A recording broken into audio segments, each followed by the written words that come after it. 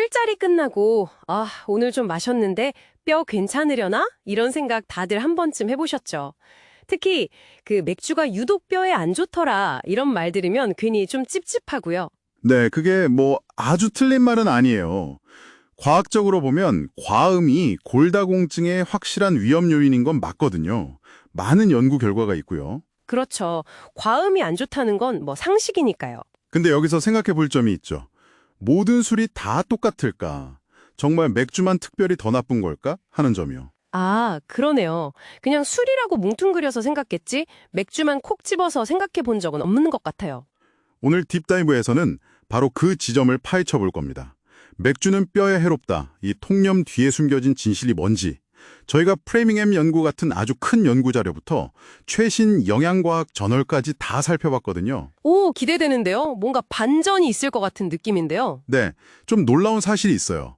맥주 안에 특정 성분이 특정 조건에서는 오히려 뼈 건강에 도움을 줄 수도 있다는 건데요. 네. 맥주가요? 뼈에 도움을? 네, 그래서 이번 딥다이브를 통해 맥주와 뼈 건강에 대한 궁금증 한번 속 시원하게 풀어보시죠. 좋습니다. 그럼 뭐부터 시작해볼까요? 우선 진짜 범인이 누군지부터 명확히 해야죠. 뼈 건강의 적은 맥주 자체가 아니라 과음, 즉 과도한 알코올 섭취입니다. 아, 역시 양이 문제군요. 그렇죠. 우리 뼈는 계속 스스로 리모델링을 해요.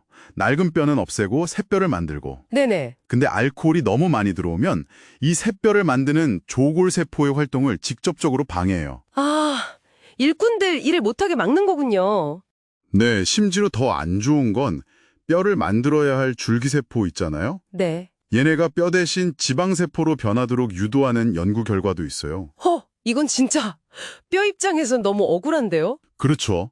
영양소 흡수에도 문제가 생겨요. 칼슘 흡수 방해하고 비타민 D 활성화도 막고요. 뼈에 중요한 것들인데. 네, 거기에 스트레스 호르몬인 코르티솔은 늘리고 칼슘 조절하는 부갑상선 호르몬이나 에스트로겐 시스템까지 교란시키니까요. 좋을 게 없죠. 아, 그래서 술 마실 때 안주라도 좀 신경 써서 먹으라는 거군요.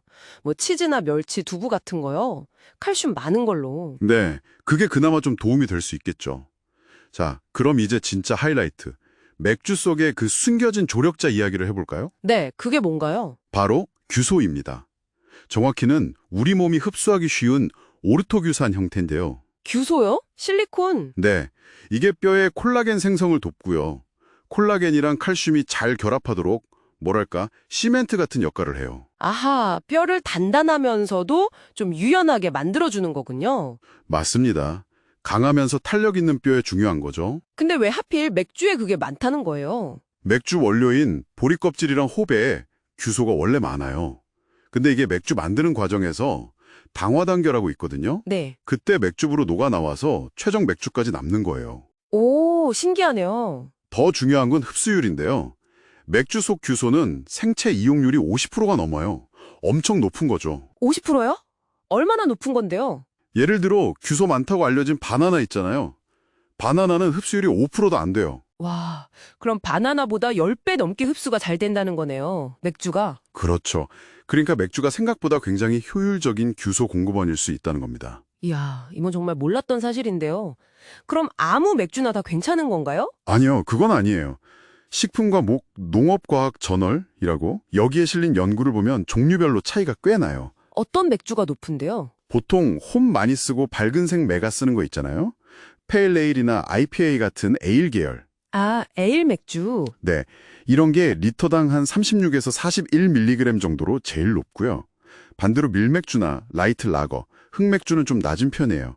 한 16에서 24mg 정도. 그렇군요. 그럼 이제 맥주 고를 때 뒤에 라벨 한번 봐야겠네요. 페일 에일인지 IPA인지. 네, 한번 확인해 보시면 좋죠. 그럼 이런 사실이 실제 사람들 대상 연구에서도 나왔나요? 네, 가장 유명한 게 프레이밍햄 자손 연구예요. 이거 진짜 대규모 연구거든요. 들어본 것 같아요. 2,800명 넘는 사람들을 오래 지켜봤는데 하루에 맥주나 와인을 한두 잔 정도 적당히 마시는 그룹 있잖아요. 네. 이분들이 술 아예 안 마시는 그룹보다 오히려 고관절 쪽 골밀도가 더 높게 나왔어요. 특히 남성이랑 폐경후 여성이요. 진짜요? 오히려 높다고요? 네. 근데 독주, 그러니까 리커를 하루 2잔 이상 많이 마시는 남성은 골밀도가 더 낮았고요. 역시 과음은 안 좋고, 근데 적당량의 맥주나 와인은 괜찮거나 오히려 좋다. 그렇죠. 근데 여기서 진짜 흥미로운 포인트가 있어요.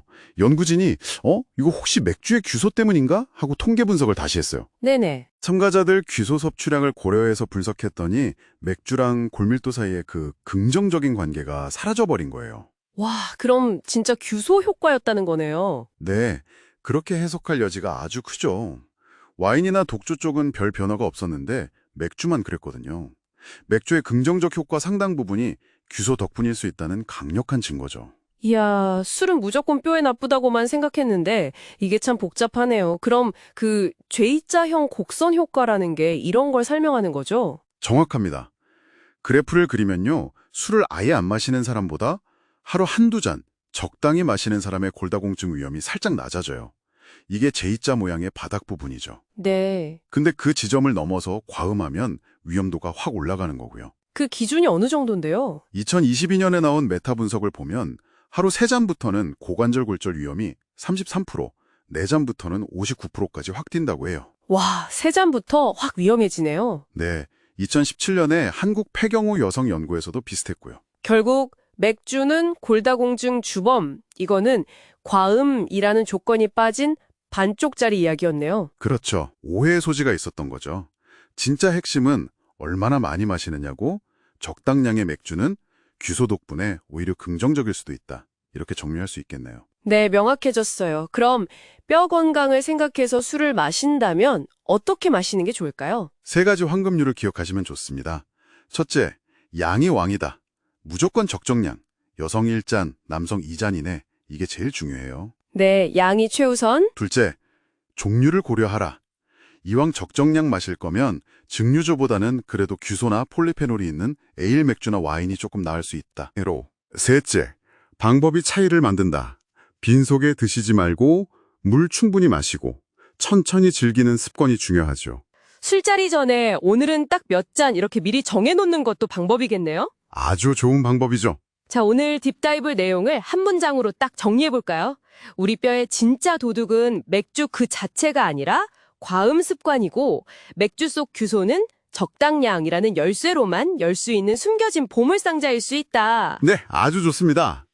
이제 막연히 맥주는 뼈에 나빠 이렇게 죄책감 느끼기보다는 오늘 알게 된 정보로 좀 더 현명하게 판단하고 즐기실 수 있으면 좋겠어요.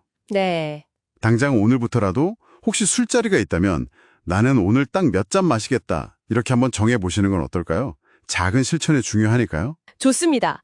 결국 건강한 삶이라는 게 뭘 완전히 피하는 게 아니라 나한테 맞는 균형점을 찾아가는 과정인 것 같아요. 맞습니다. 오늘 저희 딥다이브가 여러분 각자의 그 건강한 균형점을 찾아가는데 조금이나마 도움이 되었기를 바랍니다.